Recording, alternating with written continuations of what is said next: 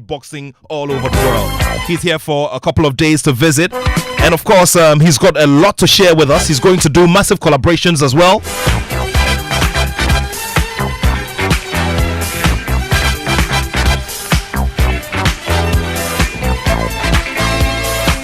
With the team over here. Which team am I talking about?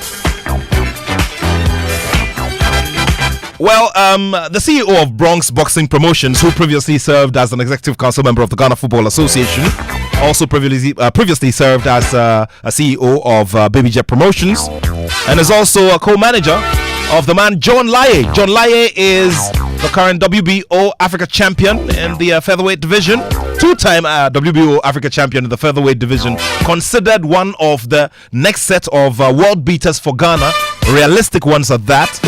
He's also here with his trainer. I'm talking about the one and only Carl Loko. Lawrence Carl Loko is the founder of Bronx Boxing Gym, pioneering trainer of former IBF lightweight champion Richard Comey, and also an executive member of the Ghana Boxing Authority. So Don Charles is here in good company, Mr. Sami Enimado, John Laye, the expensive boxer, and of course, the man Lawrence Carl Loko. We'll be doing a bit of Formula One before we go to them, but I always like to do this. We like to test mics all the time. Gentlemen, good to see you. Good to see you here. Good to see you also. Great to have you here in Accra. Yeah. Good to see you, Nat. Great. We haven't done some boxing in a while, so it's good to start off on this. But we'll turn around a bit, do a bit of Formula One, and come to the happenings in recent days in world boxing, and also throw the focus on this visit and how key it is for boxing promotions in Ghana, and how it also affects the careers of the young ones who are looking up to greats like Daniel Dubois, and of course the young trainers who are coming up and also aspire to be in the corner and guide historic journeys like those which have been guided by Don Charles for Daniel Dubois, as he is now reigning and unified as a champion in the heavyweight division. We're still here on the Joy Sports link on Joy 99.7 FM. Remember, you can send in your messages at 055 11 11 997. Okay,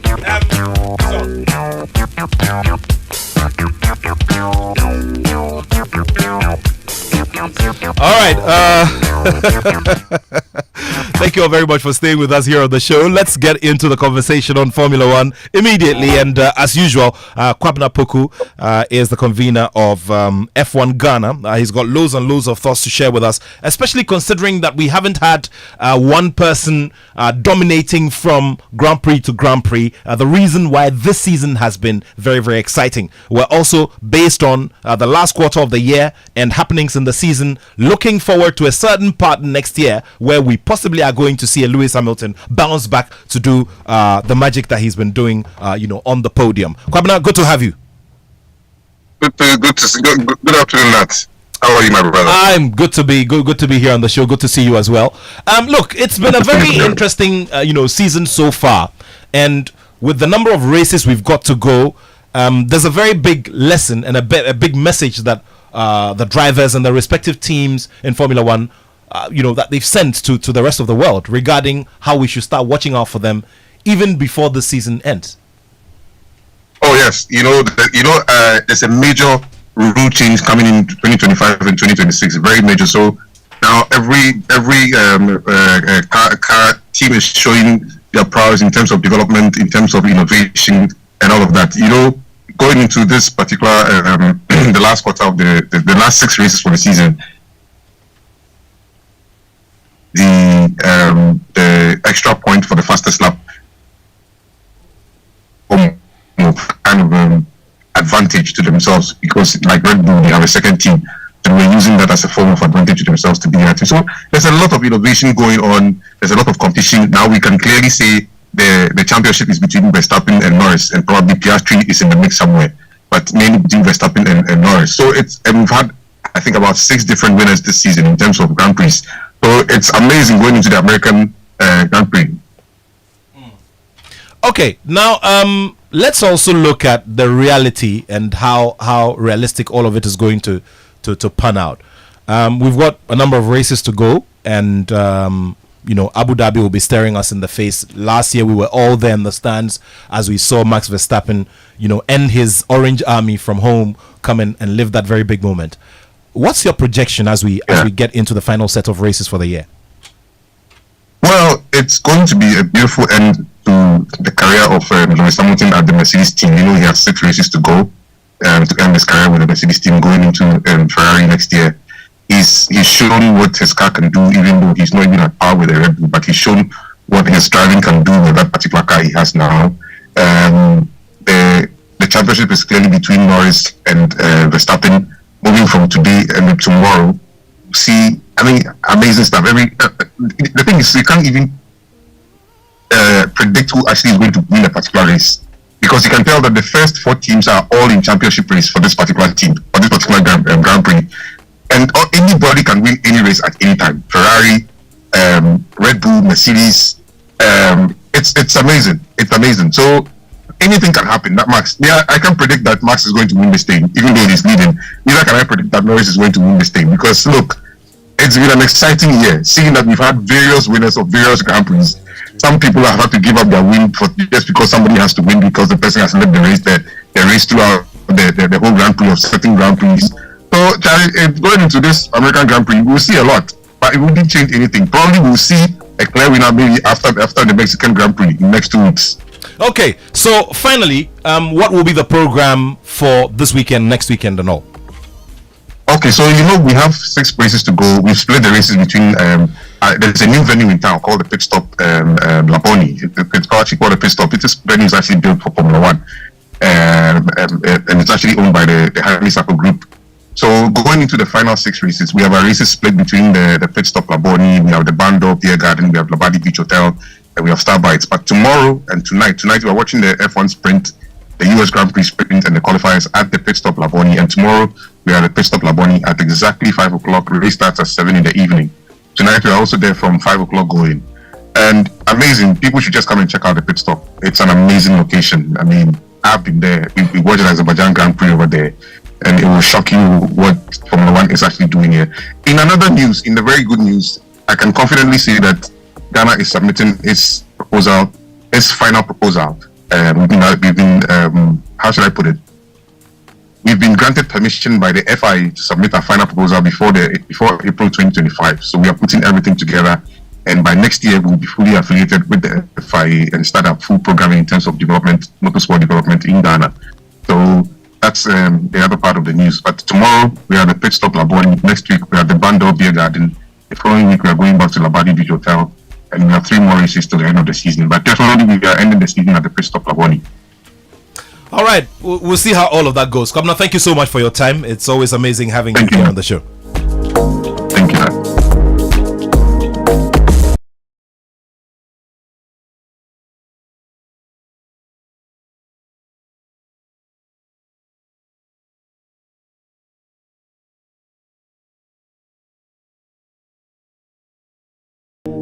And it will be for the reintroduced Joy Sports Invitational Tournament. This is the 2024 edition. I'll be going through a roll call of all the corporate bodies who have signed up so far. It's been amazing. The energy has been lovely. And we look forward to a wonderful time next week by now. Next week by now, I'm sure we would have determined who the best CEO is when it comes to penalty shootouts. But right now, let's start off on the note of boxing. The whole fraternity here in Ghana was drawn into a great celebration and, of course, a lot of enthusiasm following the announcement of the visit by world title winning trainer Don Charles, who's the man in charge of Daniel Dubois. Daniel Dubois now is the man who lays the claim to all the greatness and all the authority in the heavyweight division. And this was after a big statement made in that bout, that globally televised bout between himself and Anthony Joshua. We'll be talking about all of that as we go along. But of course, there's a strong team here because we see a big collaboration coming up. Mr. Sami Enim Attoh, co-owner of Bronx Promotions, and also co-manager of John Lai, who's also here with us in the studio. John Lai is a WBO Africa champion. And of course, Lawrence Carl Loco, an executive committee member of the Ghana Boxing Authority, and also a founder of the Bronx Gym here in Accra. Gentlemen, good to have you. And okay, so to Don, here in Ghana we have quite a number of languages, but because we are on our land, which is the Ga land, you have to learn some Ga before you go away. Has he taught you some? Has he been gracious enough to teach you some Ga? Not as yet. The 48 hours I've been has been really action packed with so many. Sammy literally opening every possible door there is to open, and so we've been very, very, very active. Great stuff there. Oh, that's right. You were speaking. I said that's because my tribe in Nigeria is Igbo. I'm from the eastern region. Yeah. And we were talking, and Sammy said something. I said, "Say that again." He said it. I said, "That's like Igbo. It's like literally the same sound, So amazing. We're all one, really, aren't we? Amazing. Let's go around the table a bit. But congratulations once again. It must be a very good place. I mean, all the years of preparation of your boxer and your son, and getting him to this very big pedestal of becoming one of the names that will be mentioned not only today but in the future. It must be a great feeling. Most definitely. I'm the godfather. I'm not his biological son. Yeah, I know. To Daniel. Yeah. So basically, I mean, it's where do I start? First and foremost, the love I've been shown. I've been here for 48 hours in Ghana. From the moment I landed at the airport, the love I've received and still receiving, it's overwhelming, and I'm touched. And I feel at home. Going back to the boxing, unless you've been involved, everything I've experienced is if you're a person of color abroad, in any sector, whether it's football, whatever, what I've experienced, I couldn't even start to tell you. But God is great, because I've managed to penetrate the industry to end up where I've now ended. It's taken me 25 years. 25 years? Yes, of my life. Succeeding at every level. We've had challenge to the world titles in the past with previous fighters like Derek Chisora, whom I'm known for training. Very well. And we didn't succeed. But like I said, it's taken me 25 years to be blessed to meet Daniel Dubois' father brought him to me. And we've only been together for 14 months. And what we've done in 14 months, it's substantial. Yeah. So God is great. That's God's plan. And we're here now. And I want to now... I said earlier on, myself and Carl, we've been speaking for the last 10 years, plotting, planning. And we, as humans, we thought we were ready back then. No, we weren't. God said, no, you're not ready. And then we've been joined by Sammy, who's now, I call us the three amigos. Great. Okay, and we've got we've got a lot of plans, what we want to do. To be able to change the way things are done, and also to the link where it's a crossover link where they'll have a home in the United Kingdom, and I've got a home here in the sense that collaboration to make things better. I paid a visit to the gym yesterday, the Bronx Gym. What an eye-opener, and for this man to have produced all the champions he's over the years from that type of facility is remarkable. And I'm here to, this is not just like a one-off. I said, because we've been planning it for the last 10 years. So I'm finally here, and there's a lot of things. I'm not going to expand too much because action speaks louder than words. So I just want to plant that seed that this is we're looking at the bigger picture to change the infrastructure, the way things are done, and to help young men like this. I mean, you think about this young man is about to fight for a world title. If you look at the background, his personal background, and what this gentleman has put through, and Sammy, what he's doing, it's remarkable. Can you imagine then when I can influence from my experience with the connections I have from being over there? I think will be a force to be reckoned with. I'll come to that in a bit, but if you just joined us, this is the Joy Sports Link here on Joy 99.7 FM. You just heard Don Charles. Don Charles is the trainer of Daniel Dubois, who is the unified heavyweight champion, joining us here in Ghana for a couple of days. Now, let's talk to Carl Loco before we come to his boxer, the expensive boxer, the only expensive boxer in Ghana. Carl, Great stuff. You've been there. You've been there in the background, having conversations with Don. Over the years. Tell me some of the things you've talked to him about. The points of passion which you've expressed to him that you want to see happen in this collaboration. Yeah, I always say that the first day I met Don at the gym when I was having Richard. Yeah. The connection started from there because always looking forward to have people who will be on board to make sure, especially where we are coming from, and especially when you see your brother, you know this is your brother. So getting close, start to say that yes, I'm coming from Ghana and this is what I'm doing, and I'll be happy to make sure. I'll be happy to see bringing out more champions and what have you, because he's done already and he's the senior in the game. I have to make sure I talk to him the way that means, or that tells that I need support for the boys back home in Ghana. This is how we have managed it today. Great. John, I want you to tell me this. You see a great trainer. You have your trainer whom you've grown a very big relationship with over the years. Now, tell me how much inspiration you are getting from this visit and what he has also done in world boxing. Yeah, thank you. I'm so happy to meet this man, and I'm very, very happy.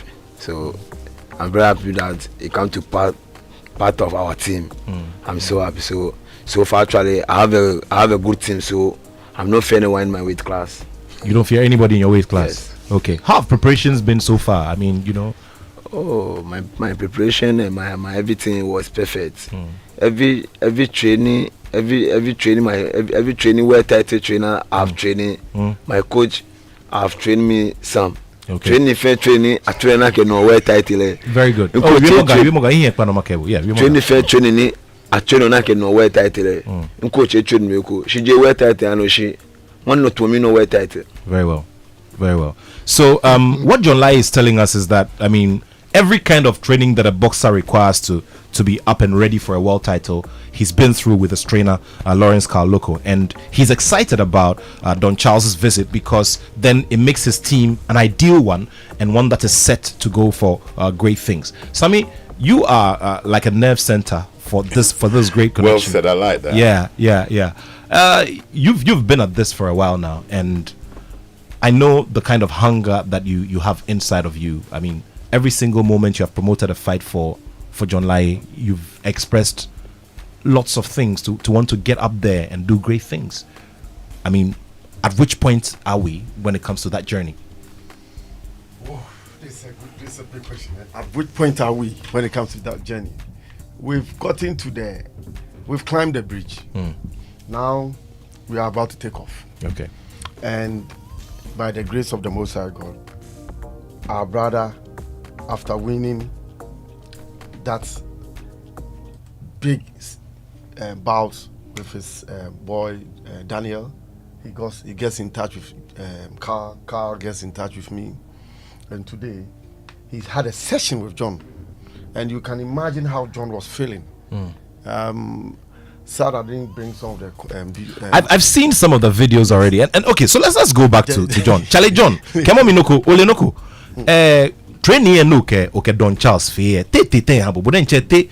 I mean, no kale fio training te habo. Inna mi shewa. Yeah. Okay, Jame of Yamoni, fio neke different boxes. Okay, go coach could outside neighbor ni. Part of which me say in a local me allo Eleno Banyo fee was it. Money John Lai says that it was just a point of excitement for him to have trained with Don Charles, and he knows he's in the game, he's in the sport of boxing, and he knows that it's not easy for for boxers to get easily accustomed to trainers that they haven't worked with before or worked with for a long time. But there just seems to be this fluidity, and there just seems to be this immediate connection which he feels is great and which gives him a lot of encouragement about the journey ahead. Sami, there's a bout coming up on November 1. He is going out there to once again test his mental ability, test his skill, and test his pulse, and also make sure that he's well solidified on the rankings of the WBO top 15. What's the plan going forward?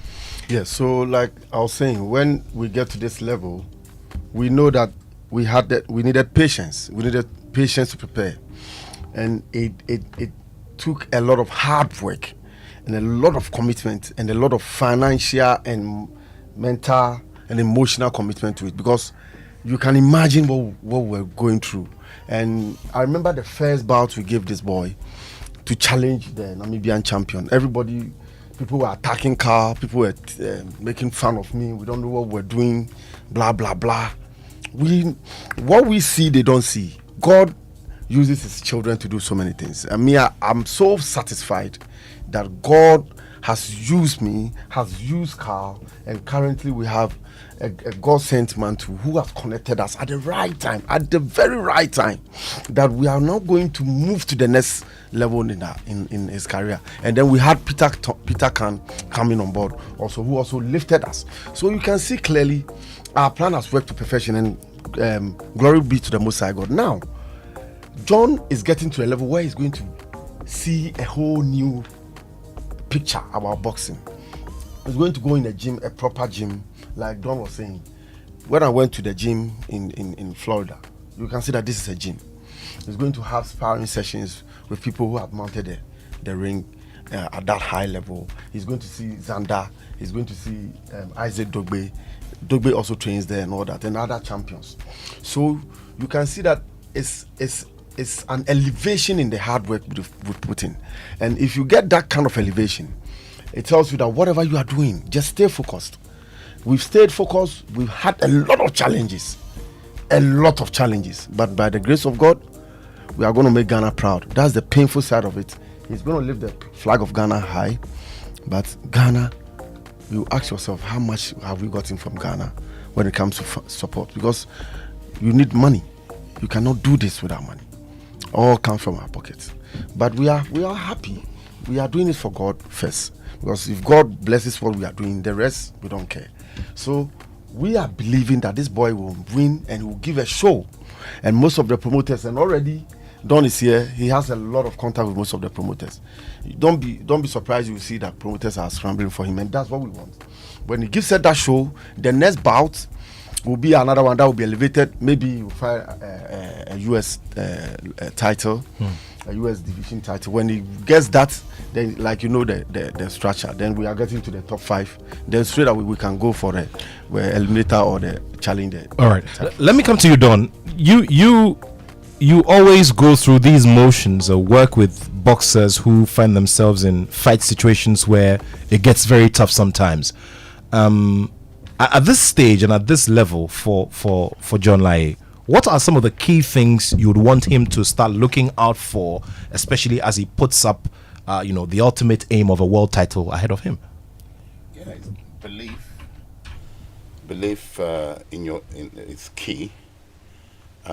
We're confident of his training.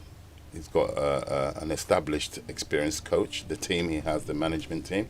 So, but he's the one who gets into that ring. When the bell rings, everybody else is not in the ring.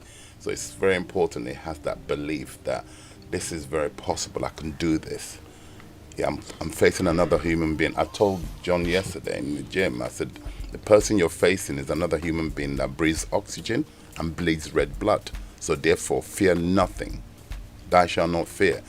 I want you to grow another pair of arms to recognize the opportunity that's in front of you. Grow another pair of arms and seize that opportunity. Carpe diem. Seize the moment. Yeah, and I think that resonated with him.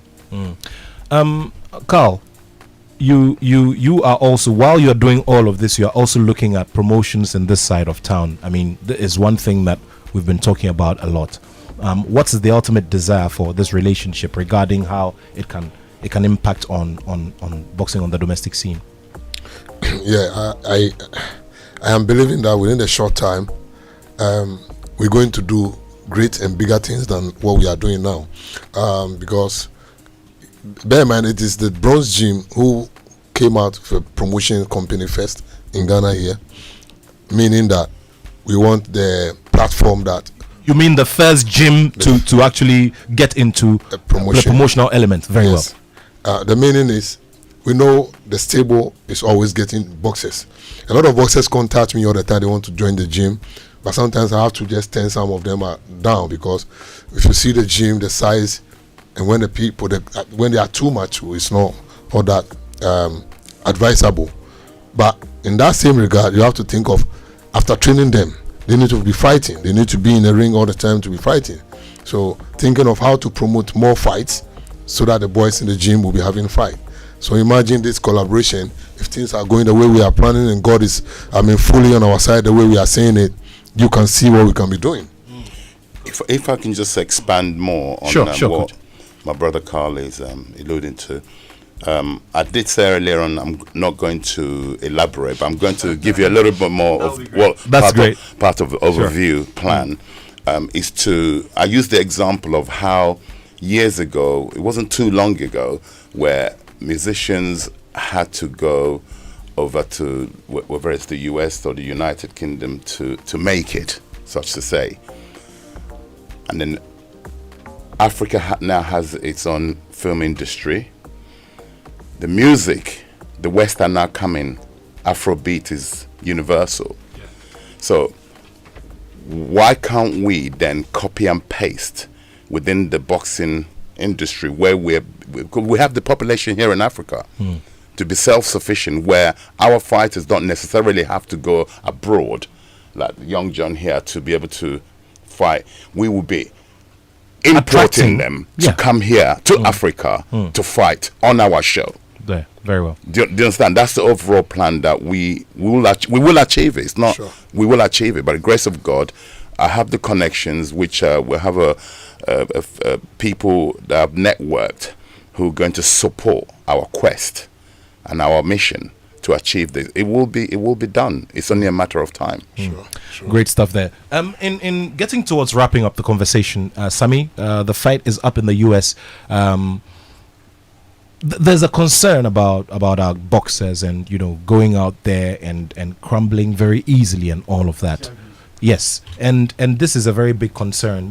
Many people have had this concern. We need to move beyond that. Now, is John Lai the one to represent us in that regard and start changing this? And what is it about your boxer, John, that tells us that, listen, we are going in to tell a completely different story? Because as we speak, you know what the problem is. We've had 10 world champions. We still want to count to number 11, and it's a big challenge. Yeah. This particular message needs to be recorded down. We knew this was a challenge. If you remember, I was here sometime. I told you that we are not doing Achi Agbeshi. We are not doing the one that people will go and fight and then they will go and take $20,000 and come home.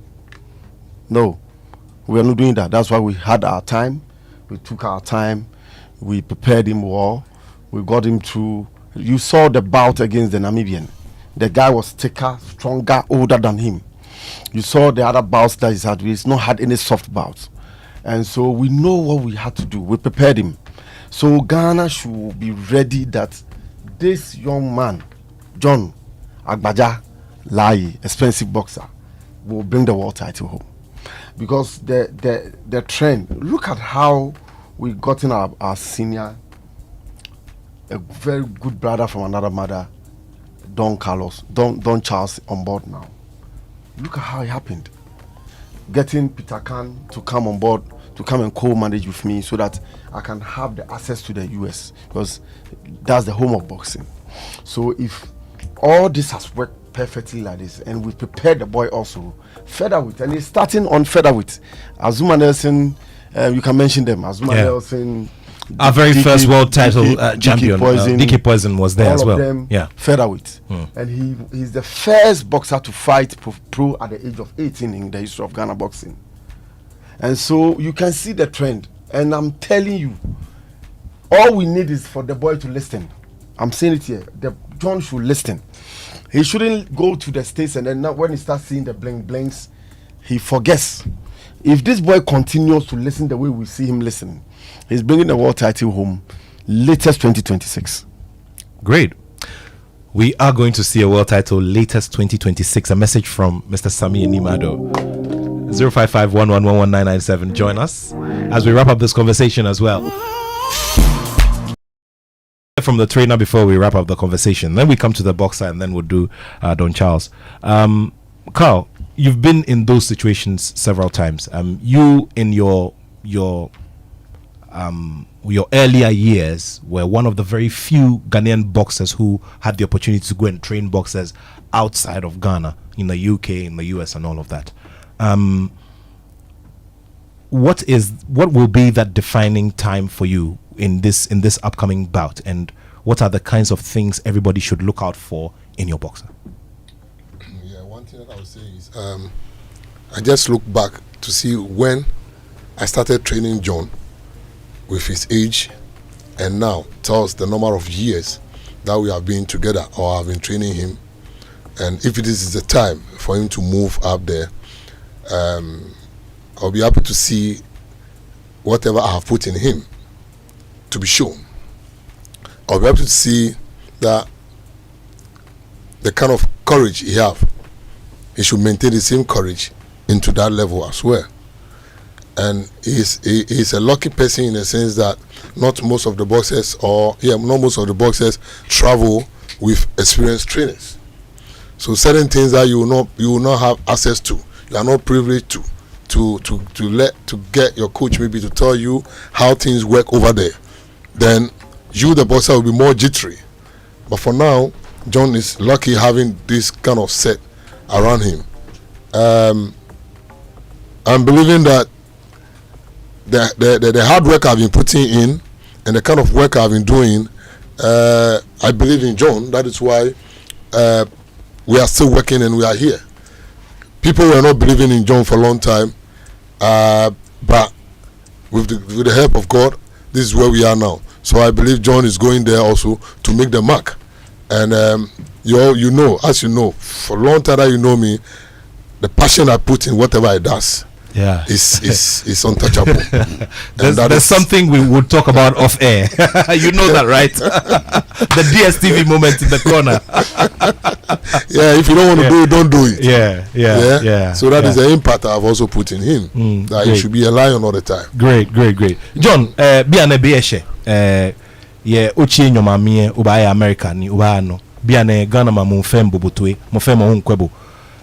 Mini jinoni uke mohie ni biane mini jinoni huno ba ake ame eja ake mofemo ni nyose ke moni huni basmo ni ba nyose ni echo ise ibasmo ni inna hiwale kukaje ungo hale wona ka bomo hiwale kuni le hu enye inna naka suomo ehabo ni ke nyose ni ke sole habo kono nya uyashe hie wo mino yo ma mu fe ke mo dane mi ke Ghana bi ke fanse fan ke shi enegbe she mo bem local pressure bem kwa ken ka ma ke pressure me be man be mi fan betwi ni kan pe ja ke mi pan fa me ablofo nyo je na ma chi pekeke omo kola ko nyi local omo local agmen first November ma sales Ghana fan feed ni me expect no mo fi ni always learn you ake any share the gate of no return any shaku said don't I share boy the home of boxing ina share aku said don't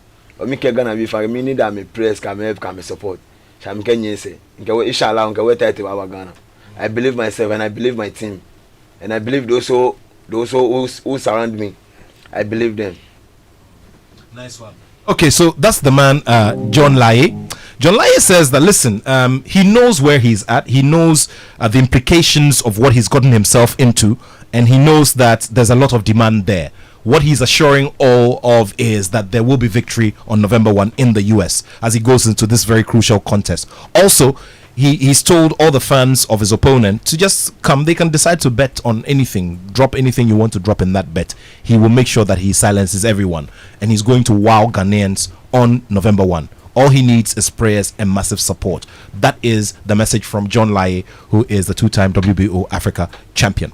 Let's wrap up with you, Don. Don, you are at the center of attraction and the center of focus all over the world in boxing because of your current status. We want to look at the years ahead for Daniel Dubois, what you're doing with him, and all the movements within the division. The accolade has been won already, so whether or not another opponent comes or a sanctioning body comes to say we want another boxer to fight for this, it's done. But looking forward within the division, do you feel that there is any other boxer who could give Daniel that a good challenge or something that will test him beyond what we see now? Is there anybody you've identified within the division? Most definitely. There's always new talents coming through, and but we're hoping that at the level that Daniel is operating now, he's the current world IBF world champion. That obviously he's got to pass the immediate challenges that he's facing him in the name of Tyson Fury and Alexander Usyk, whom he's already fought. And obviously Anthony Joshua, there's talks about a rematch with Anthony Joshua. And provided we overcome all these challenges, like I said, Tyson Fury, Alexander Usyk, Anthony Joshua, there's a pending rematch, if that should happen in February. Then the ones who are coming through, there's a young man called Moses Ituma. Listen up for him. I believe he's only just turned 19 years of age. He's the hottest property in the heavyweight division worldwide, and they're tipping him to break the Mike Tyson record to become a world champion before he's 20. I see. Right. So he's the one really to watch out for, Moses Ituma. Oh, okay. Coincidentally, he's also signed to Queensbury Frank Warren Promotion. So Daniel's also with Queensbury. So it'll be very interesting in the next couple of years. Because I believe Tyson Fury, Alexander Usyk, and Anthony Joshua, I believe they're in the last stages of their career before the exit. Then Daniel will be the new leader of that division. How many years, realistically, do you expect your boxer to dominate and stay within that top three of big belts? There's a plan. His father is very, very involved in his career, so he should be. He's told me within Daniel's just turned 27 years of age. He plans to exit by the time he's 30. By the time he becomes undisputed, God willing, and make the money, and then exit while you're still younger with your faculties intact. So you can enjoy yourself a bit and enjoy the fruit of your labor. Most definitely. And my personal plan is to live here in Ghana. Great. It'll be great to have you. Yeah. Final one before we wrap this conversation up. Tell us briefly about boxer-trainer relationships and how crucial it is to get you to the top. I mean, I've followed Carl's career. He's done amazing with many boxers, including Richard Comey, who climbed all the way to the top. Tell me about your experience and how crucial it becomes for the younger generation of boxing trainers who want to get up there to that level. Yeah, basically, he said that, but the relationship between a boxer and a fighter is so important that they sing in church. We sing from hymn books. We read prayers from the same page, provided the fighter understands and develops a relationship. It's called trust. Once a fighter trusts the coach, we trust God, but you can also trust your coach. Once you trust your coach, that's the coach for you. And listen, if he tells you to jump, you say, how high would you like me to jump? That's based on trust. Okay, and everything is possible. You have to have that trust in your coach, and the coach has to have the trust in the fighter, his ability to do the job that he's been prepped to do. Wow, thank you so much. And just before we go, the details on the fight is going to be live on the Zone, right? Yes. They're taking it live. The promoters, Undisputed, Boss Lab. One thing is that it's a big platform for Ghana to sell ourselves. John is going. If you're a corporate organization, if you're a small scale business, if you want to support us, he's representing Ghana. We have been funding it, but he's representing Ghana. You can bring your product. You can associate with John. You put your logo on his trunks. You put your logo on the shirt that he's going to use to warm up. Whatever you want to do with the brand John in the States, it's the Zone. The whole world, everybody's watching. Please, you can contact us. If you can't even get our contact Nat. That's Joy FM. You know, multimedia is a big platform. Yeah. Contact them and come on board, come and support us. And thank you, multimedia. I remember I met one of your bosses. They said one time they want to follow John to go and cover his fights. Guys, come on board because we are preparing a world champion for Ghana. Thank you very much, and thank you for the opportunity. Thank you very much. Sami Enimado there, a man of many parts. Today, we decided to just ask him to wear his boxing gloves. This afternoon, to me, Young Apostles, we are playing exactly against Accra Lions. From here, I'm going to the stadium to see my boys. Very good. And you know, he is the president of Young Apostles as well. Young Apostles, the debutants in the Ghana Premier League. Carl, you wanted to quickly chip something in? Yeah. Let me use this platform to say a very big thanks to Don.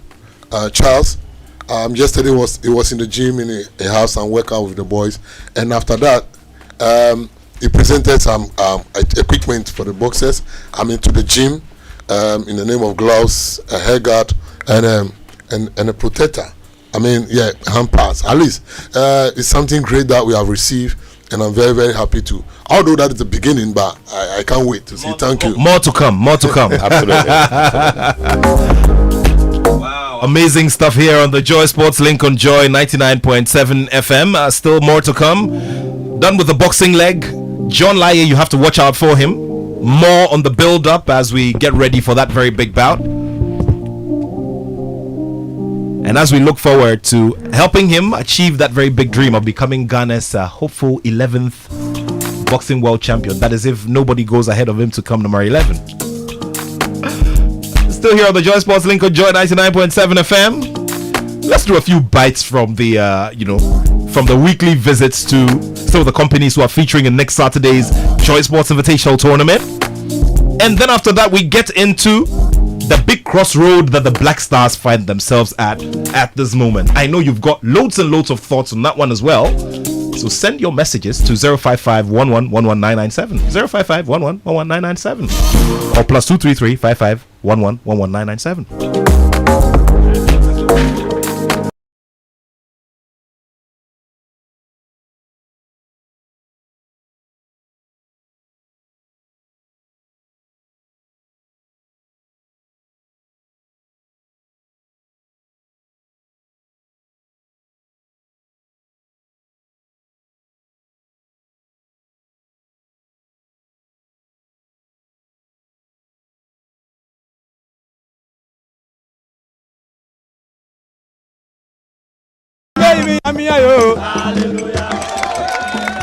All right.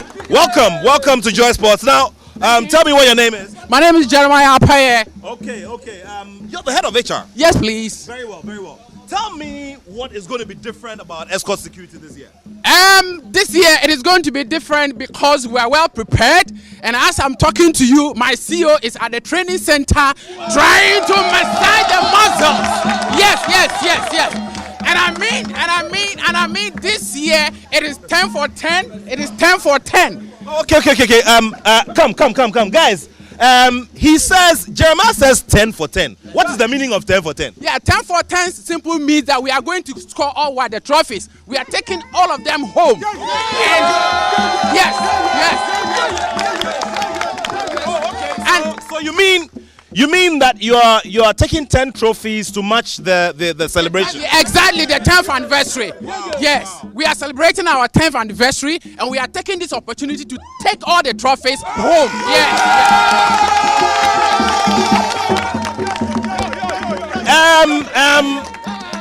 What exactly is your CEO doing in training? Are they doing anything special? Because everybody's CEO is hiding in training. Let me tell you something. My CEO is at the training center trying to massage the muscles. Yes. I don't know if you understand that. Do you understand massage of the muscles? Oh, you are toning the muscles. Exactly. He's trying to tone the muscles in preparation towards what? This part. Yeah. Exactly. Now, funny enough, we have brought in somebody from Brazil. Yes, to give him that training. Yes. And we have not tried them to take all the trophies to our home this year. Yes. Right. Now, there are quite a number of disciplines. There's swimming, there's table tennis, lawn tennis. There is also arm wrestling. Because I saw a few of you here and I was getting a little scared. Tell me especially what you'll be doing in arm wrestling, since you know. With the arm wrestling, we have special people. When you see my young men at the back there, it will tell you that we are well prepared. All the muscles are there. You can even see my own. Can you say it? Yeah, so we are well prepared in all the games. So we are coming fully prepared to make sure that we get all the trophies. Okay, all right, guys. Wow, and I see some of them are already training. That's the football players. I see. Wow, interesting stuff. Okay, so what is the final message to all the companies out there from Escort Security? They should just be on the lookout. They should watch out and see what Escort is going to do. We are going to make sure that we clear all the trophies to Escort Security. Wow, wow, wow, wow, wow, wow, wow, wow, wow. So who are we? 10 years, and they will be one of the participating teams in the Joy Sports Invitational Tournament. And in a bit, we'll also be bringing you stuff from Axis Pensions. Axis Pensions are also taking part. They say they've got green blood, and they will be a very big part of it. But also coming up very shortly will be that conversation on the Black Stars. Remember, the Black Stars have been a very big subject for conversation. There are those who are divided on whether they feel this team can grow into becoming a winsome side based on what we've seen in the past couple of weeks. But let's take a listen to Axis Pensions before we get down to the conversation. Benedict Owusu is a 3-time GJA Sports Journalist of the Year and an alumnus of Joy Sports, pursuing further studies abroad. Joining us today, he's an alumnus of Joy Sports, most importantly a past producer of this show as well. Nia Aite Tete is the CEO and founder of Junior Football Camp, which is one of the most vibrant young academies in town, who are bringing up young boys and girls and making sure that they're groomed properly with the proper fundamentals of football. And he's got thoughts to share on this particular subject. We'll also be going over to Coach Kwejo Ejejima, also known as Passionate Man from the heart of London, and he will be bringing us his technical perspective of what we see happening at the moment. All of those in a bit here on the Joy Sports Link on Joy 99.7 FM. But let's take a bit of fun from Axis Pensions. Wow.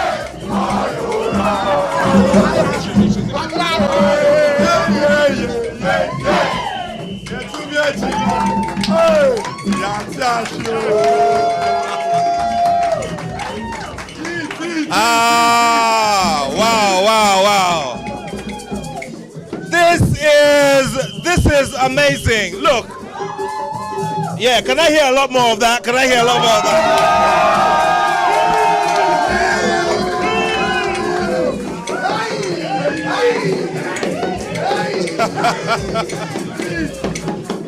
So you know something, guys, the weather is a little dull outside, but the energy here feels like there's maximum sunshine. Yeah. Look, where do you guys get this kind of energy from? Tell me about it.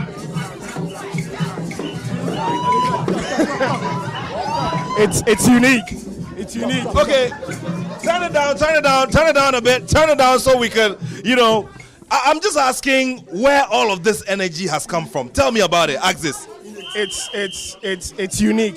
Mm-hmm. It's from the green blood. We are the green army. I see. Tell them we are coming. PIVA, NIC, whoever they are.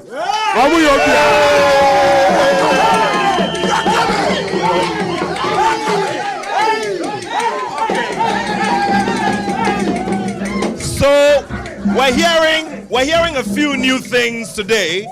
First of all, for the first time in the history of the Joy Sports Invitational, which is over a dozen years, there's a team that has team members with green blood. Secondly, they have mentioned specific teams that they're targeting. Okay, now what do you do here at Axis Pensions? Tell me. Okay, so Axis is a leading private pensions provider in Ghana. We manage tier 2 and tier 3 pension funds currently. Yeah. Solid. Now, this is your maiden appearance in the Joy Sports Invitational, but you are doing this thing like you've done it like over and over again.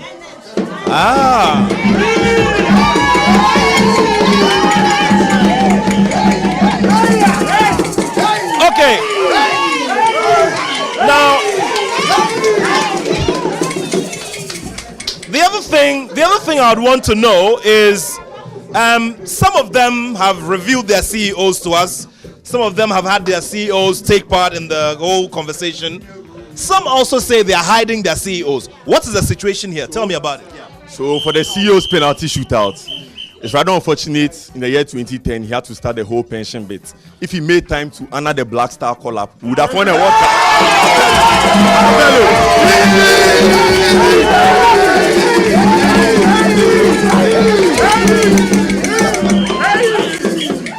Okay, so what's the name of your CEO? Ifi Owari, Mr. Ifi Owari. It goes by a song. Se uko piva yeni midi, se uko NIC yeni midi, se uko bebia yeni midi, na se uba aje eye waye.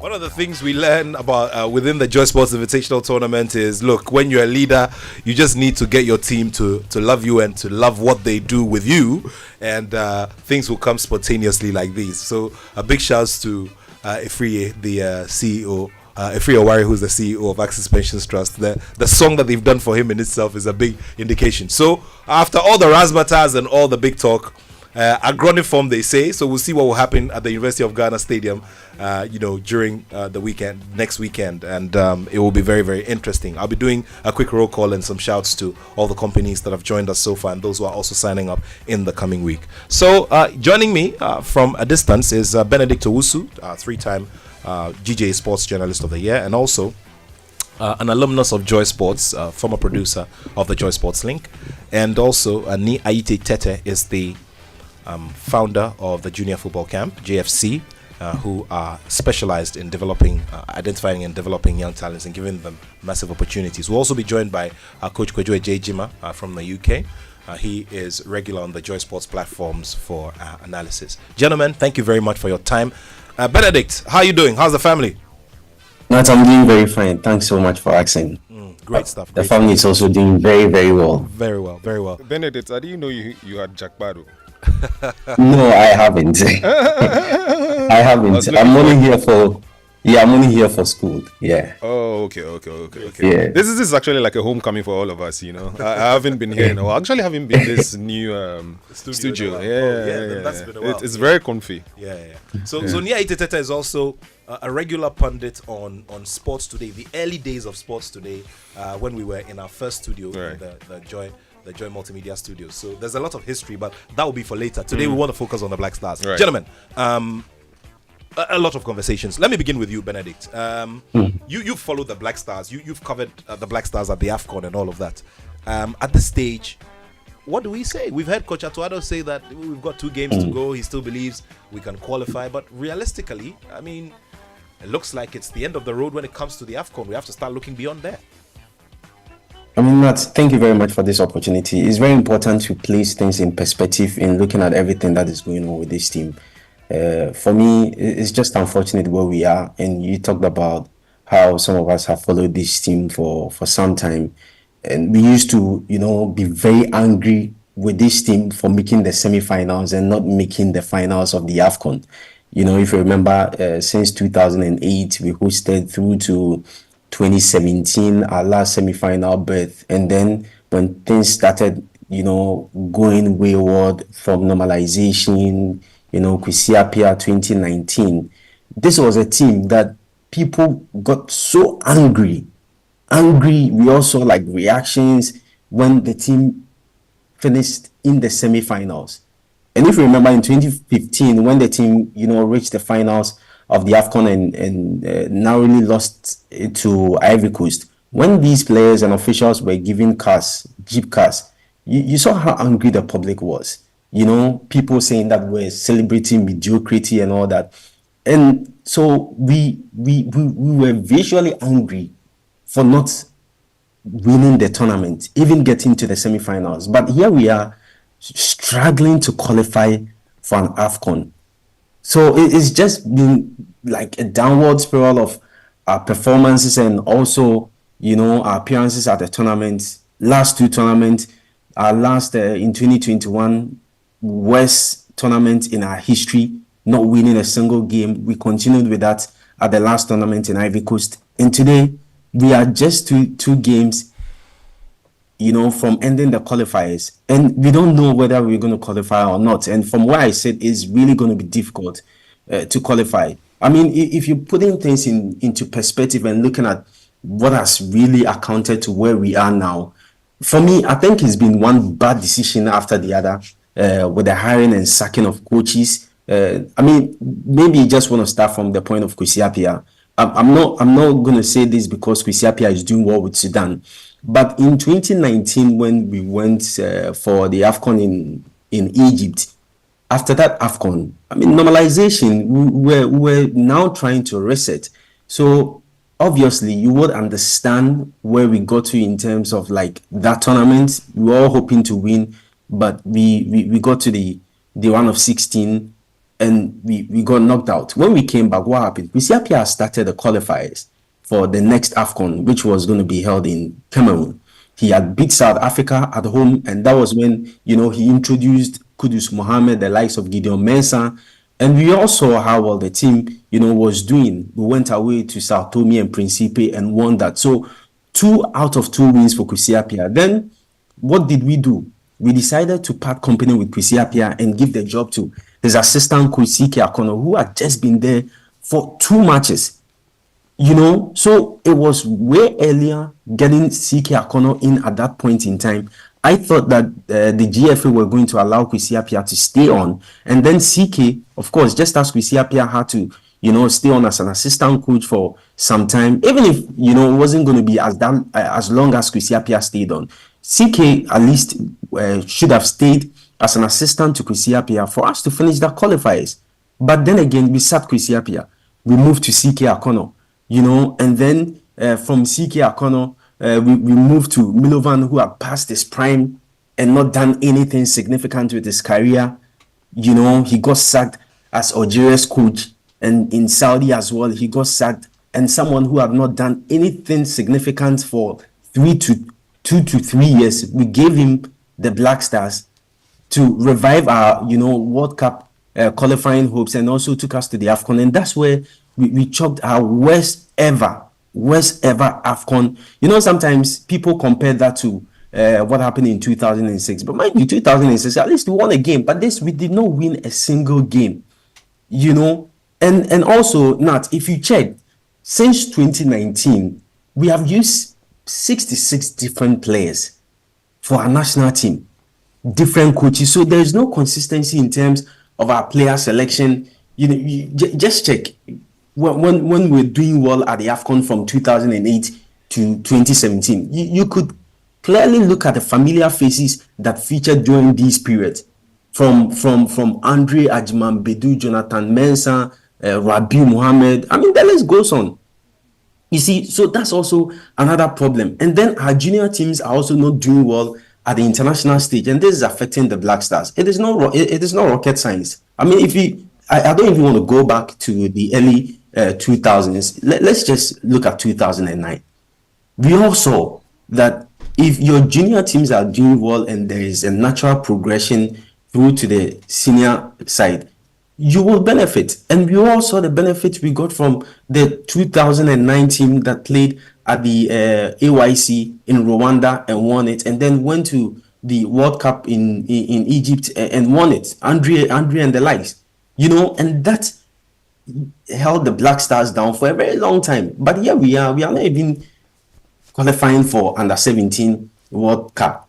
Even the AYC Junior Championship is difficult to qualify. The under 20 same. For Olympic Games since 2004, we've not been to the Olympic Games. So now it's like we've moved from what we used to do, which was giving us the performance. I mean, we were not winning, but at least we're seeing good performances, and we're also regarded as one of the best when it comes to football on the continent and also in the world. But these days, you can't say that about Ghana.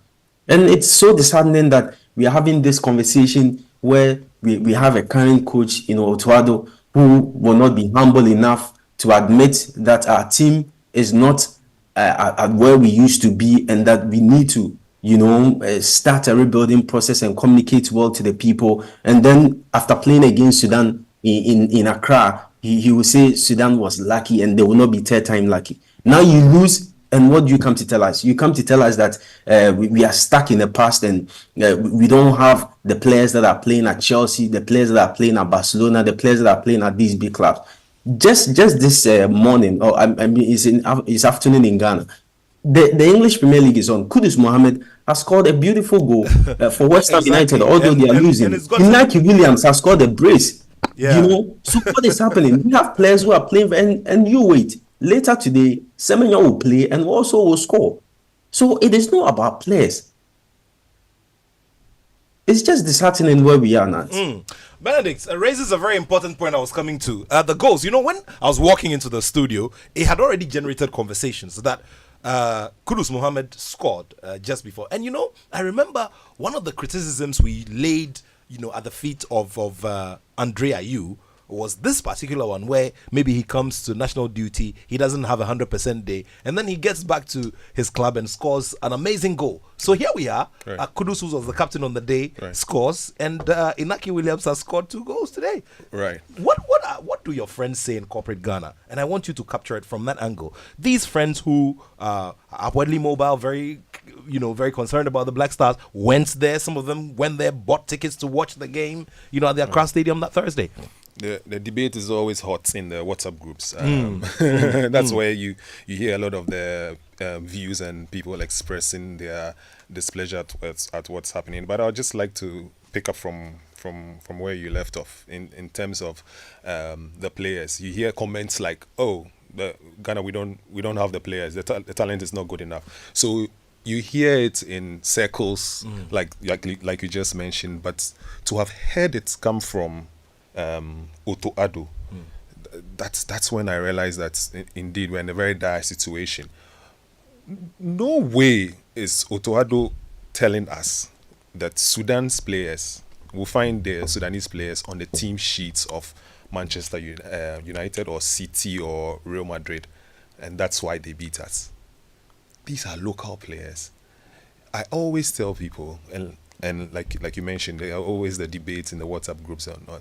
When a team is going to get a particular player and everybody's excited, I'm like, and especially Manchester United fans will relate. Sorry, I had to go there with United fans.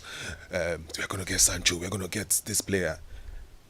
The whole is always greater than the sum of the parts. And that is why Sudan will beat us. Because as a unit, they were better than us. I was at the stadium for the first leg. Yeah.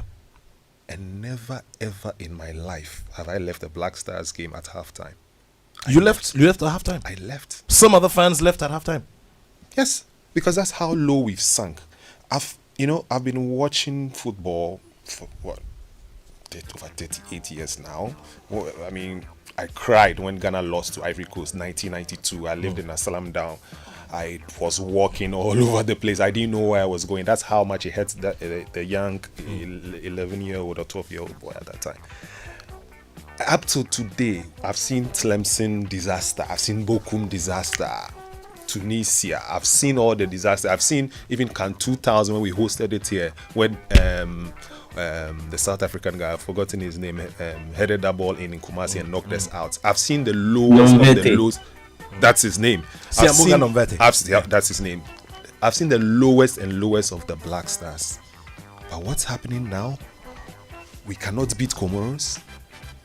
We cannot beat Sudan. And they are playing us off the park. And then you come and tell us it's because we don't have players at Chelsea. Come on, these are decent players. And in as much as we respect the Sudanese players, I mean, our Ghanaian players are playing at levels and platform that really and truly is above what they do.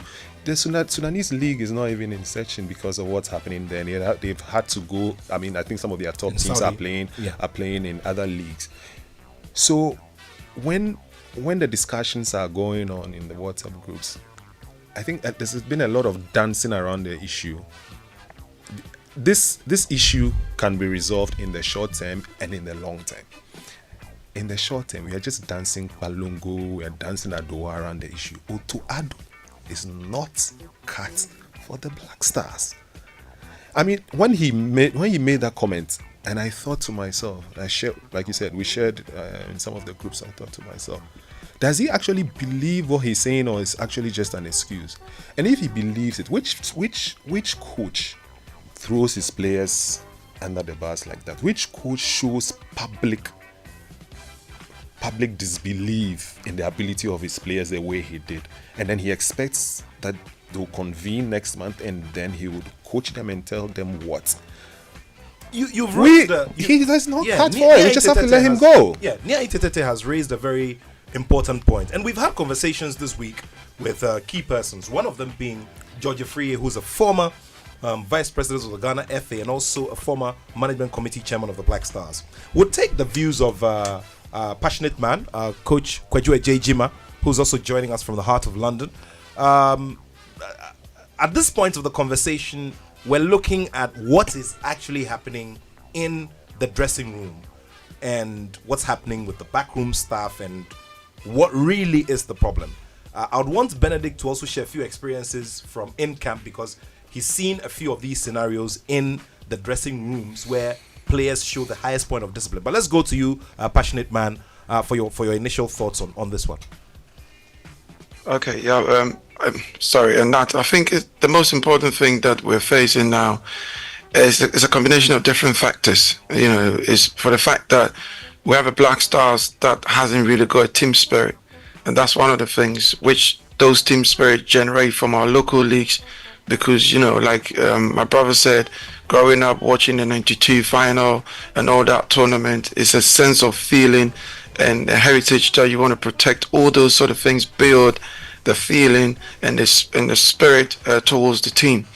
And that's one of the factors. The other thing that we're looking at also is we're looking at a bunch of players that is working with and a very inexperienced manager. Let's face it, Attoh Addo is not an experienced manager. He's still learning on the job, and so coupled with the team being in a transitional position, it adds all of it up and then puts the team into that position. Also, we have a team that the under 17 and the 20 and the 23 teams are not doing well because of poor selection, and we're not picking the right talent into progressing them into the national team. So when you have all these things, they haven't gone through the ranks. You can't just call a bunch of players in Europe, wherever they are, and then you put them together and expect to have a Black Stars that will function and play on that high level.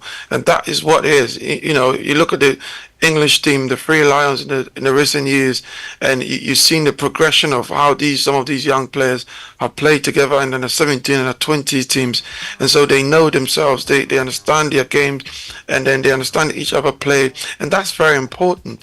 Ghana cannot keep on, you know, dismantling the under 17 and the 20s and the 23s and expect to have a top Black Stars. You can't grow carrots and harvest tomatoes. It don't work like that. And so we have to go back and look at these things. The league has to be fixed at all costs.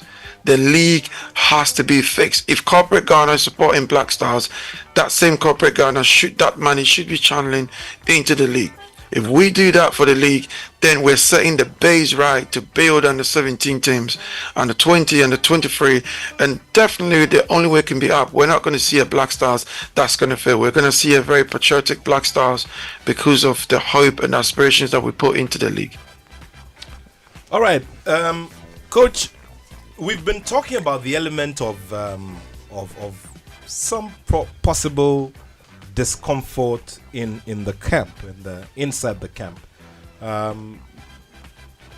So much in terms of speculation. Is there a possibility that maybe, just maybe, Coach Attoh Addo is losing the dressing room as well? Could that be a possibility? I think he's lost the dressing room to the most experienced players in the dressing room. He's lost them.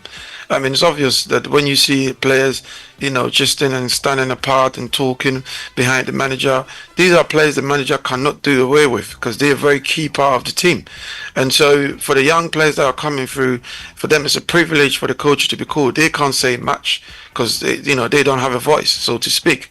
And so I just think that Attoh Addo has lost the dressing room based on one thing, because if you're a manager and you don't show more belief in the team, and in terms of winning, then obviously your players do not believe in you. You're talking about players who are being managed by top managers in Europe.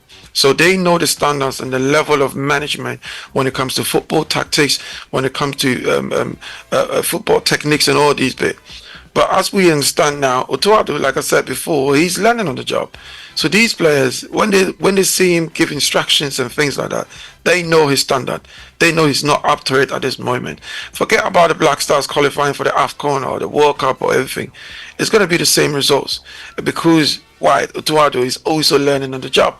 And so, could you before you go on, haven't we had situations where we've had coaches who do not necessarily have any big qualifications? We've had that in our history before. Like I mean, let's go back to when we started our very first World Cup campaign. We started with Mariano Barreto. Mariano Barreto at the time was said to be one who was not so qualified. See what he started with the Black Stars, which eventually led to their qualification. You see, he had coached at least a team before, even if it's under 17, even if it's kids. Yeah, but that's exactly what Attoh does. He was a scout. He's a scout, a trainer. It's a different dynamic when you have to manage a team. It's different. It's not the same. I mean, you can ask coach. It's not the same. And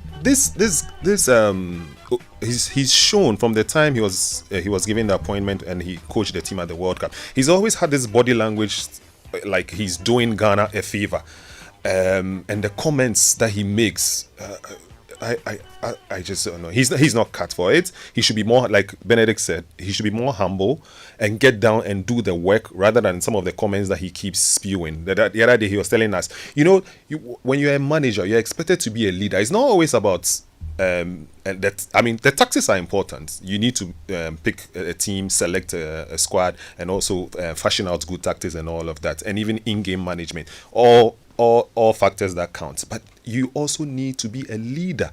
And I don't think these players look at him and think that this is somebody I look up to or I believe in as a leader who is looking out for my interest.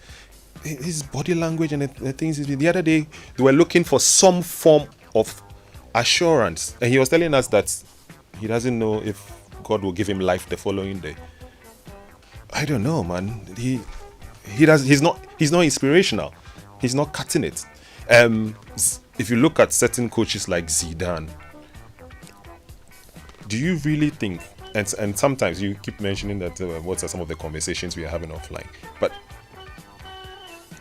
Zidane won't come across as the most tactically astute coach, but his aura and presence and the fact that he could inspire a team is why he succeeded that much at Real Madrid. So sometimes you need a coach who is a leader, who will pull everybody along and then be able to inspire a team to be able to go to the next level. And he's not doing that, because sometimes people speak and make excuses for him that it's because the youth development is not so strong anymore. We don't have under 17 and under 20.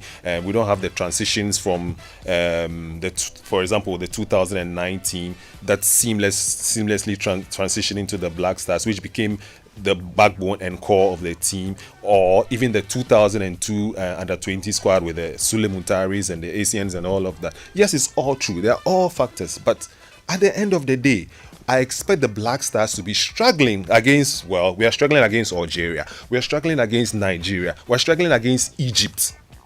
Not when you can't get points off Sudan, Comoros and all these other countries. No way. It's down to the manager, and the earlier we accept it that we've not made so much of strong appointments in the past. How many years has it been now? 6-8 years, and we actually go out there to look out and pick a manager who is experienced and can manage egos and knows how to inspire the team and make the right tactics. We're not going anywhere, and it's not gonna get better. Okay, so now just to touch on that point, I think that Attoh should see himself as very privileged, to be in a position. Very, it's very annoying. But in any serious country, there is no way Attoh will be the coach of our national team, because there's someone before we gave him the qualifiers to play the games we played against Nigeria. He had not even a day of coaching experience. That's the point. But we gave him the biggest job, but when it comes to our football, and for him to be saying some of the things he's been saying, sometimes you just look at it and as he said, it's like he's doing us a favor. Yeah. He needs to really get his acts right and work if he wants to stay on as the coach of the team. I mean, I've heard a lot of people say he should be sacked and all that. That's a conversation we can have. But at this point, if you're going to sack Otto, we have 2 more matches to go. What are you? Is it that you're bringing in a coach to revive, that campaign? Because it's not in our hands. And he keeps saying things like we can still qualify. At this point, you are still thinking of qualification. When we all know very well that this is football. Anything can happen, but that's not what you need to be telling us at this point after what we've gone through and what is happening. And then again, we've made our Black Stars so easy to the extent that players feel like they are also doing us favors. Exactly. How is it that today we are begging players to come and play for Black Stars? Exactly. Ghana Black Stars. We'll go and beg a player like Salus to come and play for Black Stars. When those days it was a big deal for these players, these young players. Like Benedict, let's talk about this one. They talk about the value that the Black Stars has now. Vis-a-vis this conversation about players feeling that they are doing the Black Stars a favor. Obviously, if the ratings are down, then it puts the management of the team and the FA at a certain disadvantage regarding bringing players to come and play for the national team, because nowadays players are able to get direct routes to go and play in big leagues around the world without necessarily using the national team route. So when the team's ratings are low, it becomes a default a default property or a default situation where you see players thinking that, the Black Stars, but then obviously if the team is performing very well, then there's a very big leverage that they know that they're going to have playing for the national team. This has contributed to where we are, because as I was saying, we've made it so simple for these guys. Previously it was a big deal for the likes of Lai, Sule Muntari, John Mensah, and all these players that we were watching and were playing very well. It was a big deal for them. They saw the Black Stars as the ultimate, that if I'm playing at the under 17, my aim is to go through the ranks and reach the Black Stars. But these days, see what we are doing. We're just jumping from one place to the other, unless we don't hear a Ghanaian player somewhere who was born, and then we are all chasing after him.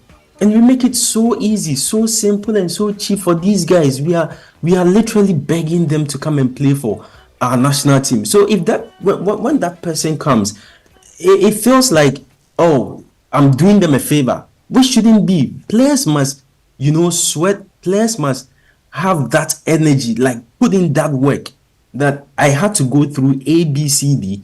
I had to work myself out to get to this level. But we are not doing that. And also at this point, it's just unfortunate that our leadership, our FA leadership, keeps lying to themselves and also to Ghanaians, that we are still a football nation. Not as we speak. The last time I said we are average, someone even told me that we are more than below average. Below average. The thing is that a nation that cannot beat Sudan, we cannot beat Niger, we cannot beat Comoros, Angola, and the likes. We are average now, and we need to quickly come to this realization. But then again, when you have your coach speak to us, your coach will let us understand, we are going to qualify, we are going to do this. He's not measuring expectations. When the FA leadership also get the opportunity to speak, they will rather be talking about, they won't be humble, and they will go on talking about how, we are going to win AFCON, to the extent that they will even go and tell government that give us $25 million, we'll go and win AFCON and we'll finish in the semi-finals of the World Cup. How are you going to do this when you don't have the materials and you keep lying to yourself? Recently when the Football Association president was ranting and at the players, listen to what he said, that some of the Nigerian players will not get into his team at Dreams FC. How do you say this? That was disrespectful. When your team, come again. That was disrespectful. Yeah, when your team cannot beat Sudan, your team cannot beat Niger, you are struggling to beat Central African Republic in Kumasi. If you watch that game, I just could not believe how, we're all sitting on tenterhooks watching Central African Republic in Kumasi, and then your GFA president now will tell us that some Nigerian players will not get into his local team at Dreams FC. We are not being humble about our situation now. We should accept that we are very average, we are not good enough, and these teams are level, and these teams at this point are even better than us. So what do? We need to put proper plans in place to ensure that we are either out of that bracket or we are doing very well among these teams. Now we can't consider ourselves as a football nation.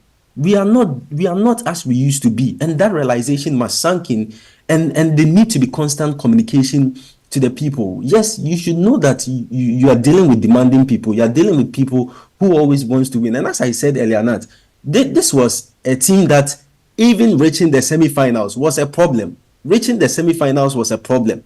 And since this administration came through, it's been out of group stages, and now struggling to qualify. Then again, they will not be humble to admit where we are and tell the people the plans they have in getting us out of this mess. And rather will be compounding on, oh, we are good, we are going to win, we are good, we are going to win. So if you know the people you are dealing with, you put your plan out there. My plan is ABCD, which they may have, and we are doing this.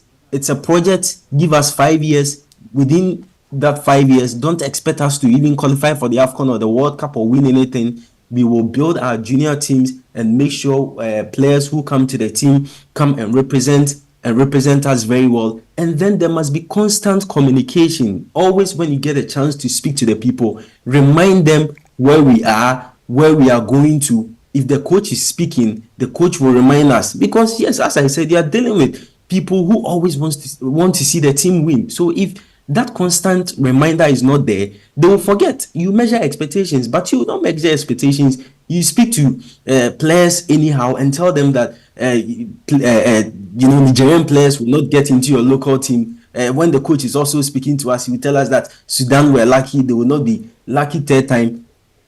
How do you solve your problems when you behave like you're on top of the world when you are not, and based on the result and the performance, so I think that for me going forward, they need to admit first that yes, we have a problem.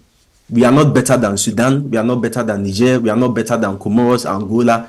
That is our level. We are below average. These teams are even doing better than us. So what are we going to do? We are going to build our local league to get talent, because today, see what is happening. We are losing players to relatively unknown football countries. Our talent in the Ghana Premier League are going because the league is struggling. There is no integrity in the league. Look at how we ended last season's league. No integrity. Players who come out in the league are going to Ethiopia, some are going to Tanzania. Ghana losing, players in our league to relatively football unknown countries. Like previously, when players are leaving Ghana, they'll be heading to Europe. Asamoah Gyan went to Italy. John Pinto went to Europe. Sule Muntari. But now what is happening? Our players are just moving to relatively unknown football countries. So we need to build our league, and that could be part of the plan. Also, we need to build our junior teams. That could also be part of the plan. And then that one bad decision after the other, which has brought us here in terms of our coaching, we need to put a stop to it. How do you give a job to a coach who did not meet even one of the requirements your own committee set up? How? Like, sometimes I think about it and I struggle to understand that you put out a requirement after our abysmal performance at the AFCON.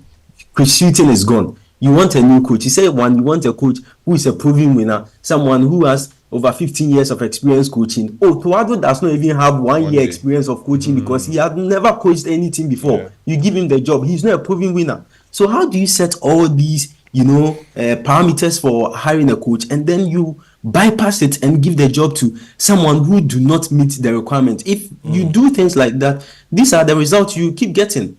We All right. need to be No, we need to take yeah. the right decisions and all that. Yeah. Right. Just a few comments feeding off that, because I think earlier you mentioned the bit about the brand or the stock of the Black Stars, and you see sometimes it's the soft elements and the soft things you do around the team that will raise or reduce the value of the team. You mentioned just feeding off what Benedict said. If you're hiring a coach and this is the coach that you hire, the players won't come out and say it to you, but if they look over their shoulder and they're training and they see that this is my manager versus somebody who is well experienced, that alone, when they get a call up that I'm coming to the Black Stars to come and train, they even know that the trainer at the Black Stars can even add onto their skill set. But if they come and this is who they see and this is the person who's been saying certain things about them, definitely is not inspiring. If you're playing for a team and the kind of pitch that they play on, it's a soft element. You don't think much about it, but it all adds up to the value of the team, because this is the pitch that the team plays on. If you are a country that goes begging Salisu, yeah, and I'm very glad Benedict mentioned this, because at that time I was going crazy. I'm like, don't do what you're like. Don't go and beg a player. Like my brother would say, he's not Jollof. Why are you going begging Salisu? And then the players see all of these things, and this player comes to the Black Stars, and unfortunately for him, he's at the Black Stars when he's not really at the peak of his powers as he was when he was at Southampton. So he's been making a lot of errors in the national team. All these soft elements, and then you come and question the players about pride and passion. Where was this pride and passion when you went begging players? What do you think that would do to the stock and the brand of the team?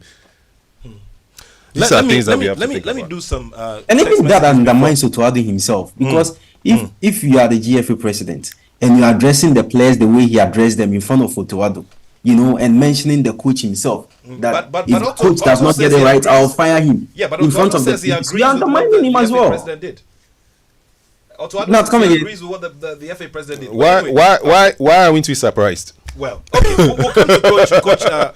We'll come to Passionate Man very shortly. Let me do some messages, okay?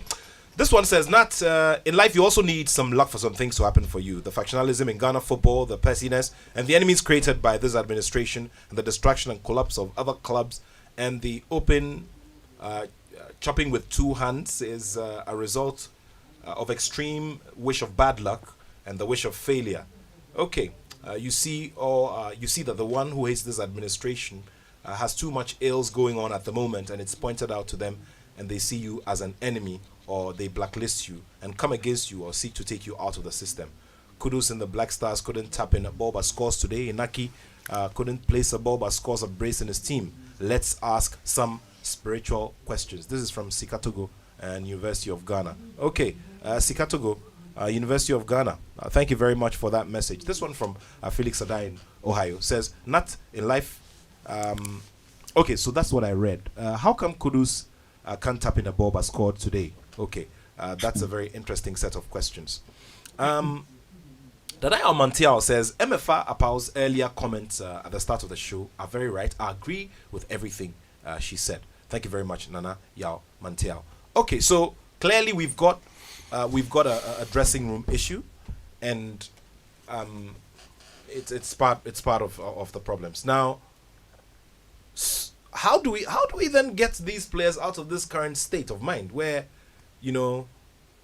there's a figure at the top who is not inspiring them enough? A passionate man. Okay, so Nat, I think my brothers have spoken quite a lot. The biggest problem we have to understand that the FA president and his team, they are a problem. We just have to understand this. They are a big problem. I don't know whoever advised him to go into the dressing room to have that speech. One, very uninspirational. Two, it wasn't called for. Three, it wasn't needed. Because what basically we are where we are today because of bad decisions that the FA has taken over the last few years. Let's get this right. Ghana football is not the Black Stars. We keep making that mistake and we keep going back. When the Black Stars win, we assume that Ghana football is all right. Ghana football is not the Black Stars. The legs the football runs on is entirely not the Black Stars. It goes to the leagues and the various divisions of football factions that we have in the country. So when those bloods are pumping through those factions, that's when we see the Black Stars creme de la creme. And every decision this FA has made towards our football in totality and in general has always been abysmal. And so for me, the FA has no business, and I've repeated this over and over again on every platform I've been on. They have no business handling our football. That speech he made was uncalled for. Now we spoke about the fact that he went to call Salisu. What did he expect to do? When he's not getting no players, he's not, the league is collapsing, everything is collapsing. You can't get players from the league. What else can you do to beg foreign players to come in and play? So that is one of the key factors that we are looking at. I can bet you now, if you gave under 17 team to Otoado now, he will still fail. It's obvious, he will still fail. Everything Otoado is doing now, he will fail. My brother spoke about Mariano Barreto. At least he took the team to the Olympic Games in Athens or Portugal, one of the Olympic Games. He took the team there where Stephen Opia played and got injured. So he had an experience with the team. But we are looking at the team where I don't even trust the whole backroom staff. John Pencil and all the boys behind, I don't trust them. Why? Because I don't see no quality. They could be good players and they're playing this. It takes more to be a football manager, a technical man. It's beyond playing skills. That's why Maradona failed with Argentina. Not because Maradona wasn't an exceptional player. He was probably one of the best we've seen in the world. But he failed because football management is different. How you transmit information to players. Sometimes you don't say much. Sometimes you need to say much. Eric Ten Hag is going through the same process because he sets up the team. He has got bad in-game management. And these are all part of football management. Otoado, for me, look, I heard my brother say that we can't even beat Niger and Sudan. I'm sorry, Sudan as currently are a better team than Ghana. And I don't want us to compare the history of Ghana, what we've achieved in the past, to the current Sudanese team. This current Sudanese team can play even some of the teams in Europe, and believe you me, they will get results because they are a very, very good side. I saw Ghana play Sudan in Accra Sports Stadium, and people said, "Oh, we're very unlucky, very unfortunate. We couldn't have won that game." Listen, everything we were doing in that game was lack of quality. We were just running, pacing down. Football is not just about pace. It's about wisdom, application of decision making on the pitch. I saw nothing in that game in Accra. All we did was our energy was high, but lack of quality. And this goes down all the way down to the FA. We've got an FA that the under 17 teams keep losing. They keep losing, very uninspiring. So what we have is we can only go out there and beg players to come in. And then coupled with a very, very bad technical team. You know, people say, "Wow, John Pencil is good. Oh, Tuado is good. Oh, the technical bench." Look, if you take Kosiapia out of the picture, I can guarantee you now, if you bring Renard in now, you're going to see the difference that is going to happen straight in our football. When we had Claude Leroy in 2008, yes, Ghana did not win the AFCON, but Claude Leroy's decision making and some of the players he drafted into the team, Ghana has fed on those decisions for more than 10 years. That's a good management. Football is not all about winning all the time. If you're heading towards the right direction, the future can always be bright. But what we are seeing now, when Claude Leroy picked Asamoah Gyan, he was misfiring. Gyan was hitting the ball wide from the goalpost and stuff like that. But years down the line, we had a refined Gyan because of what Claude Leroy saw, the potential, and all these decisions that the other technical team saw. So I'm just saying that the FA president has to be humble enough and understand that, yes, he's used Ghana football as a business tool for his own self and selfish interests for his team and co and blah, blah, blah, and what have you. They are not the right people to lead our football. If a leader is not inspiring enough, if a leader cannot see the future, if I'm a Ghanaian, and forget about all of us, if we're Ghanaians and we start talking about where is the direction of Ghana football, what we will say, Where has our league been ever since he resumed his position? Or ever since he assumed his position? What is the direction of Ghana football? There's no direction of Ghana football now. When we talk about Ghana football now, we start talking about the Black Stars. That's a total failure. We shouldn't be talking about the Black Stars as the yardstick of Ghana football. These players that are coming from Europe, they are here only because, you know what, they feel no competition. For them, it feels like Ghana needs them that badly. You know, there's no competition of places. And when you watch our team play, when you're taking Kudus off, it's like a big deal. Why are you taking the star man off? There should be players competing with Kudus in that team. Salisu and all those positions. That's the standard we need to set. But if we don't allow players to come in and we don't allow these youngsters to be given the opportunity and the chance to compete with these players, then we're not going to have the hybrid that we want that can, you know, spur us on to do great things. But going forward, we have to clearly know that this FA is not the right FA to lead our football. I want to state this again. Ghana football is not just the Black Stars. This is very important to me, because if we don't fix the basics, believe you me not, we are not going to get the top of on top of the ladder when it comes to African football dominance or when it comes to European football dominance. We're not going to be there in the World Cup. As it stands now, it's better Ghana doesn't qualify for the AFCON, so that we come back to reset, go back to basics, so that we see how shameful we've been over the last years, rather than putting innocent Ghanaians through trauma and, you know, calling for support and corporate Ghana backing with money and government paying all that money, when those money can be channeled into developing the legs and the legs of Ghana football.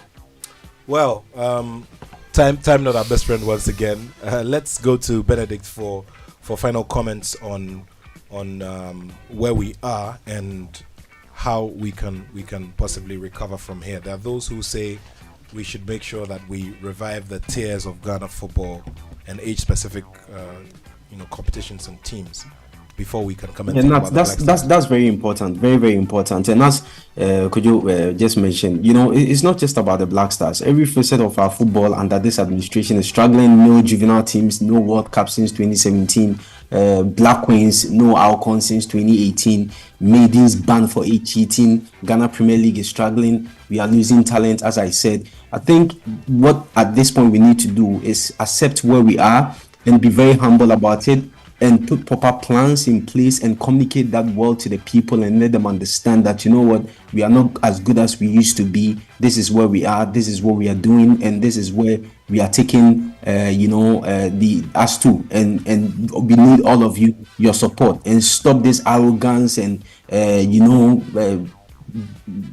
want to say useless talk, but we need to stop this arrogance of making it look like we are still up there. When we win one game, we come and be throwing shit at people and still make it look like, but meanwhile the records are there to show that you are not doing anything, you are failing at everything. So we just need to be humble, accept where we are, and then put proper plans in place and let people understand we're going back to the basics. We are building our junior team so that the ripple effects will come to the Black Stars, as we saw in 2000 through to the time we qualified for the World Cup 2009, where we nearly became the first team on the continent to reach the semi-finals of the World Cup. If you do these things, these are not rocket science. England have done it, and we've seen how it worked for them in the last few years.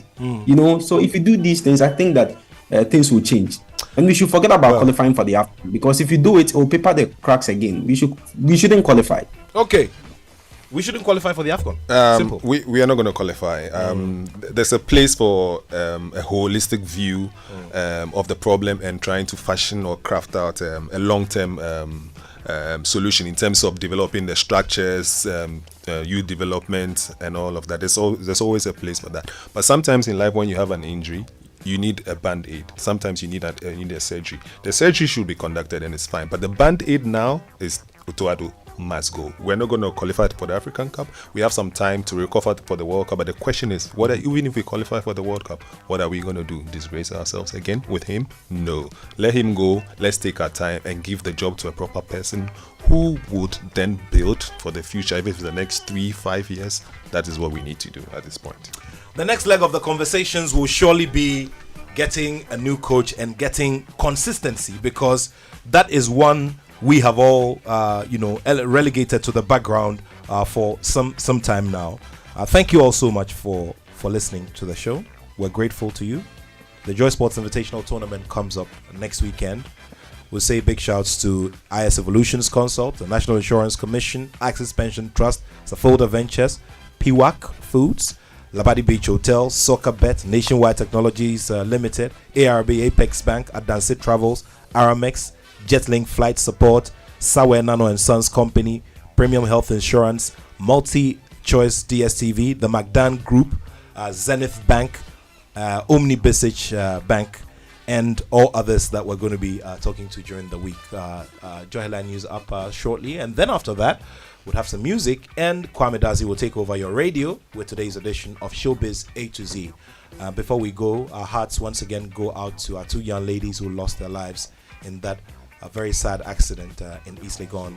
They be buried today. We send our hearts to them, and also to the family of the former national coordinator of the Association of Oil Marketing Companies, Mr. Kweku Ajimandrea. He's being buried today. He was a big friend of the station, contributed to many of our shows, in business and in mainline, and we say our hearts go out to his family. Thank you all very much for listening.